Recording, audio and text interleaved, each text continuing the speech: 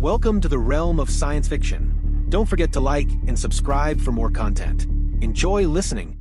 Virgil Cornick was a war correspondent, a man accustomed to documenting humanity's most harrowing and heroic moments.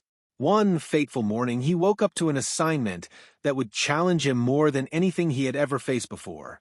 He was sent to cover the ongoing conflict between the astral colony and Earth's military forces, a war of ideologies, technology, and survival. The journey to the colony was tense, but Virgil was determined to report the truth. Yet, amid the chaos of war, tragedy struck. While embedded with Earth's forces, Virgil was caught in the crossfire of a brutal skirmish. He sustained life-threatening injuries, his consciousness slipping away as the battle raged around him. Fate, however, had other plans. A group of colony inhabitants, beings with a keen sense of justice, found Virgil among the rubble. Realizing he was neither a combatant nor an enemy, they decided to save him. When Virgil opened his eyes, he was in a sterile, futuristic hospital room. The bright, white lights above him blurred his vision, and every inch of his body throbbed with pain. Where am I?" he croaked, his voice barely audible.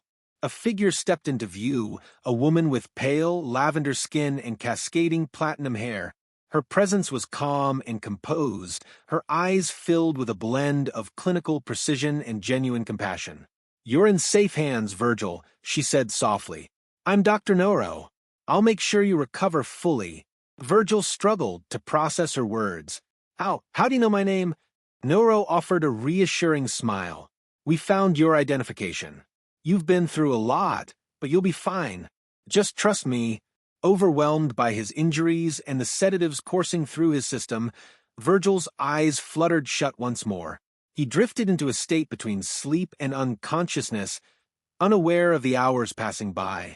For Noro, Virgil was unlike anyone she had ever encountered. His resilience amazed her. No one from her world could have survived such trauma. She monitored him closely, ensuring his body responded to the advanced treatments the colony offered. Though her shifts ended in the evenings, Noro found herself returning to his bedside, drawn by an inexplicable sense of duty and something deeper she couldn't quite name. One evening, as she stood by his bed, Virgil's eyes opened. His voice was weak, but laced with gratitude. "Noro, it's a pleasure to see you here." She smiled, her professional mask slipping for a moment. "Everything will be as I promised, Virgil. You'll recover. I'll make sure of it." Virgil nodded faintly. "I believe you. I just don't understand how I ended up here. The last thing I remember, I was on Earth." "You've endured a lot," Noro replied gently. "Most wouldn't have survived what you've been through. But you chose to fight, to live. That shows how strong you are." Touched by her words, Virgil managed a faint smile. He shifted slightly, wincing as he gestured toward his leg. It hurts a lot," he admitted. Without hesitation, Noro knelt beside him. She carefully placed her hands on his injured leg and began to massage it, her movements precise yet soothing. Virgil could feel the pain ebbing away, replaced by a warmth that spread through his body. "Thank you," he murmured, his voice filled with sincere gratitude. That night, as Noro returned to her quarters, she found her thoughts consumed by the human she had vowed to heal. She tried to rationalize her feelings. She was a doctor, and he was her patient. Yet, deep down, she couldn't deny the growing connection between them. Virgil's strength, humor, and vulnerability had touched something within her that she hadn't realized was there. As Virgil's recovery progressed, the bond between them deepened. Their conversations grew more personal, filled with shared laughter and moments of quiet understanding. One morning, Virgil woke up with an unusual craving. He glanced at the tray of food left beside his bed, but it didn't contain what he wanted. When Noro entered the room, he hesitated before voicing his request. "Noro," he began, his tone sheepish, "I know this might sound strange, but I really want some milk." Noro tilted her head, her expression caught between amusement and confusion. "Milk? We don't have that here, Virgil. It's not part of our diet or available in the colony." Virgil sighed, disappointment evident on his face. Seeing his crestfallen expression, Noro felt a pang of sympathy. She hesitated for a moment before making a bold decision. "There might be a way," she said softly, her cheeks tinged with color. Virgil raised an eyebrow, his curiosity piqued. "What do you mean?" "It's unconventional," Noro admitted, glancing away. "Maybe you should close your eyes." Virgil chuckled weakly. "Noro, I trust you. Do what you need to do." Steeling herself, Noro quietly performed an act of compassion that went beyond cultural norms. She handed Virgil a small cup, filled with what he had asked for. As he drank, their eyes met, and an unspoken understanding passed between them. "Thank you," he said, his voice filled with gratitude. "It's nothing," Noro replied, though her heart was pounding in her chest. That moment marked a turning point in their relationship. What began as a doctor's duty had evolved into something far more profound. Noro realized she would do anything for Virgil, not just because he was her patient, but because he had become someone she cared for deeply. As Virgil regained his strength, the day of his departure loomed closer. Noro couldn't hide her sadness. She confessed her feelings, admitting that letting him go felt unbearable. Virgil took her hands in his gaze steady. "You've given me a reason to fight, Noro. You've given me hope. I don't want to leave, but I have responsibilities back on Earth. I promise one day I'll return." Their final night together was filled with a passion neither could deny. They held each other tightly, cherishing every second before the inevitable separation. The room was quiet except for their whispered words, the unspoken emotions between them filling the spaces where silence lingered. Virgil traced his fingers gently along Noro's arm, memorizing the feel of her skin, the way her presence steadied his restless heart. "I don't know how I'll do this without you," he murmured. Noro smiled faintly, though her own heart ached at the thought.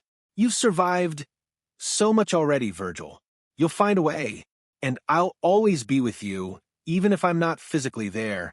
Her words, though comforting, felt like an anchor pulling him deeper into the reality of their parting. He held her closer, as if the strength of his embrace could somehow keep time from moving forward. The hours felt both fleeting and eternal, each second etched into his memory as something precious and irreplaceable. When dawn broke, a pale light filtered through the window, casting long shadows across the room. Neither of them moved at first, unwilling to shatter the fragile peace they had created together. It wasn't until the soft hum of the colony's morning routines echoed in the distance that Noro finally stirred. She sat up, her hair cascading over her shoulders like liquid silver, and gazed at Virgil. "It's time, isn't it?" she asked softly, though she already knew the answer. He nodded, swallowing the lump in his throat. "Yeah, it is." The farewell wasn't rushed.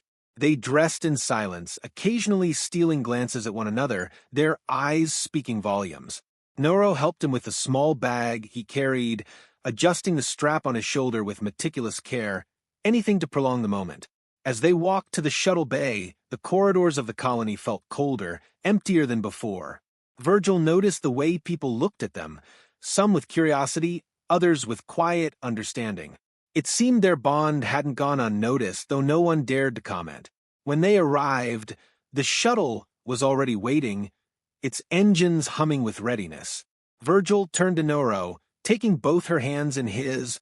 "Thank you," he said, his voice trembling, "for everything, for saving me, for giving me hope, for believing in me." She squeezed his hands tightly. "Thank you for letting me see the best parts of humanity, Virgil. You reminded me why we fight for peace, why we try to bridge the gaps between our worlds." They stood there for a moment longer, the weight of unspoken words hanging between them. Finally, Noro leaned in and kissed him, a slow, lingering kiss that held all the love, pain, and promise they couldn't put into words. When the time came to board, Virgil forced himself to let go of her hand. He glanced back once before stepping inside, her figure standing tall and composed, even as her eyes glistened with unshed tears. The shuttle doors closed, and as the craft lifted off, Virgil pressed a hand against the small window. Noro's image grew smaller, but it remained vivid in his mind, a beacon of light against the backdrop of his uncertain future. He leaned back in his seat, the hum of the engines filling the silence around him. For the first time in weeks, he was completely alone with his thoughts. The stars outside the window blurred into streaks of light as the shuttle accelerated, pulling him further from the colony and closer to Earth. Virgil couldn't help but replay their final moments together in his mind. The warmth of her touch, the softness of her voice, the unyielding resolve in her eyes. It was as if every detail had been seared into his memory, a permanent mark left behind by someone he couldn't imagine forgetting. The shuttle's communication system crackled, breaking the stillness. A voice from the cockpit announced their approach to the orbital station, where Virgil would transfer to a transport bound for Earth. He sighed, the weight of his responsibilities pressing down on him once more. There was still so much work to do, so many stories to tell, but part of him feared that no words could ever truly capture what he had experienced on the colony or what he had found in Noro. As the shuttle docked, Virgil gathered his belongings and prepared to disembark. The station was bustling with activity, a stark contrast to the serene halls of the colony. He kept his head down, navigating the crowds with practiced ease, but his mind was elsewhere. Every step he took felt like another mile widening the distance between him and Noro. On board the transport to Earth, Virgil found himself staring out the window, the blue-green planet growing larger with each passing moment. The sight that had once filled him with a sense of belonging now felt strange, foreign. He couldn't shake the feeling that a part of him had been left behind in the colony, tethered to Noro and the life he had briefly glimpsed there. The landing was smooth, the descent into Earth's atmosphere marked by the familiar hues of fiery orange and gold. As the transport touched down, Virgil braced himself for the onslaught of questions and expectations that awaited him. His editor had already sent several messages demanding updates on his report, eager to publish the first comprehensive account of the conflict from someone who had lived it. But as Virgil walked through the terminal, he felt a growing sense of disconnection. The bustling crowds, the chatter of hurried travelers, the advertisements flashing on the walls, it all seemed distant, like a scene from a life he no longer belonged to. His thoughts drifted back to Noro, to her quiet strength and the unspoken bond they had shared. Over the next few weeks, Virgil threw himself into his work, writing articles that painted a vivid picture of the war's complexities. He wrote about the advanced technology of the colony, the ideological chasm between the two worlds, and the resilience of the people caught in the crossfire.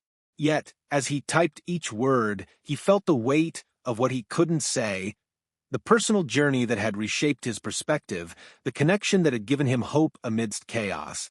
Late at night, when the world around him had settled into silence, Virgil would sit by his window, staring up at the stars.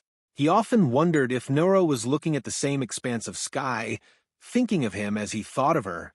The distance between them felt insurmountable, yet he clung to the promise he had made to her, the promise to return. Days turned into weeks, and weeks into months. Life on Earth continued. But Virgil found himself drawn to every bit of news about the colony, every scrap of information that hinted at the possibility of reconciliation between the two worlds. He reached out to contacts, seeking ways to bridge the gap, to find a reason to return, not just as a journalist, but as a man with unfinished business in the stars. One evening, as Virgil reviewed his latest article, a message arrived on his secure terminal. The sender was anonymous, the subject line cryptic. From the colony, his heart raced as he opened it, the text simple but unmistakable. "Virgil, your story isn't over. Neither is ours. N." The words ignited something within him, a spark of determination he hadn't felt since leaving the colony. He leaned back in his chair, a slow smile spreading across his face. Whatever it took, he would find his way back. The distance between them was vast, but their bond was stronger, and he knew, deep in his heart, that this was only the beginning of their story.